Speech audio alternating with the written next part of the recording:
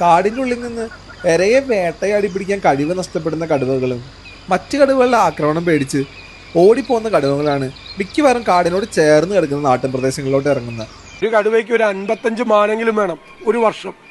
അപ്പോൾ ഈ 150 കടുവയ്ക്കുള്ള ഇര അവിടെ ഉണ്ടോ ഇല്ലെന്നൊക്കെ ടൈഗർ കൺസർവേഷൻ അതോറിറ്റി പരിശോധിക്കണം. ഈ കടുവകൾ ഒരു പ്രാവശ്യം ഒരു മനുഷ്യനെ പിടിച്ച് തിന്നു കഴിഞ്ഞാൽ കടുവയ്ക്ക് മനസ്സിലാവും നമ്മളാണ് ഏറ്റവും വീക്കസ്റ്റ് ആയിട്ടുള്ള പ്രേ. മൃഗങ്ങളെ പോലെ നമുക്ക് മാനുകളെ പോലെ ഓടാൻ പറ്റത്തില്ല, കുരങ്ങളെ പോലെ മരം കയറാൻ പറ്റില്ല, ശക്തിയില്ല, ആനകളെ കരടിയെ പോലുള്ള ശക്തിയില്ല, നമുക്ക് മീനുകളെ പോലെ വെള്ളത്തിൽ നീന്താൻ പറ്റില്ല. ഈ ഉള്ള ആനിമൽ കിങ്ഡത്തിൽ ഏറ്റവും വീക്കസ്റ്റ് ആയിട്ടുള്ള ആനിമൽസുമായിട്ട് മറ്റു ആനിമൽസുമായിട്ട് കമ്പയർ ചെയ്യുമ്പോൾ ഏറ്റവും വീക്കസ്റ്റ് ആയിട്ടുള്ള ആനിമൽസാണ്. ഒരു ടെറിട്ടോറിയൽ ആനിമൽ 20 ചതുരശ്ര സ്ക്വയർ കിലോമീറ്ററിന്റെ അകത്തേക്ക് വേറെ ആണിനെ പ്രവേശിപ്പിക്കില്ല. മനസ്സിലായി? മാർക്ക് ചെയ്ത് വെച്ചേക്കുക. നന്നായി യുദ്ധം ചെയ്ത് ഒരാൾ പോകണം, ഒരാൾ പുറത്തു പോയാൽ അയാൾ നാട്ടിലേക്ക് ഇറങ്ങണം.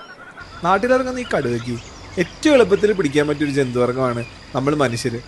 അതുകൊണ്ട് തന്നെ ഒരിക്കൽ ഒരു കടുവ മനുഷ്യനെ പിടിച്ച് ഭക്ഷിച്ച് കഴിഞ്ഞാൽ അത് വീണ്ടും വീണ്ടും മനുഷ്യ ഇറച്ചിക്ക് വേണ്ടി പരിശ്രമിച്ചുകൊണ്ടേയിരിക്കും. മനുഷ്യരെ മാത്രമല്ല, കിട്ടിയിട്ട പശുക്കളെയും ആടുകളെയൊക്കെ ഈ കടുവകൾ കൊല്ലാറുണ്ട്. ഇതൊക്കെ ഈ ടൈഗർ കൺസർവേഷൻ അതോറിറ്റിയും കേന്ദ്ര ഗവൺമെൻറ്റും എല്ലാം വൈൽഡ് ലൈഫ് ആക്ടിൽ ഭേദഗതി വരുത്തണം. ഞങ്ങളല്ലേ അത് ആദ്യം പറഞ്ഞത്, അത് ഞങ്ങളാ പറഞ്ഞത്, ഭേദഗതി വരുത്തണം. പക്ഷെ അതുകൊണ്ട് മാത്രമായില്ല, ഇവിടെയും ഒരുപാട് തീരുമാനങ്ങൾ എടുക്കേണ്ടതിന് ഒന്നും ചെയ്യുന്നില്ല. ഞാൻ മന്ത്രി ആയതുകൊണ്ടാണോ ആന കാട്ടിൽ നിന്ന് ഇറങ്ങുന്നതെന്ന് ചോദിക്കുന്ന വനം മന്ത്രിയുള്ള നാടാണ് കേരളം. അദ്ദേഹം ചിരിച്ചുകൊണ്ടാണ് പറയുന്നത്. മനസ്സിലായേ? ഇതല്ല പ്രശ്നം. പ്രശ്നത്തെ ഗൗരവത്തോടു കൂടി ഗവൺമെൻറ് കാണുന്നില്ല.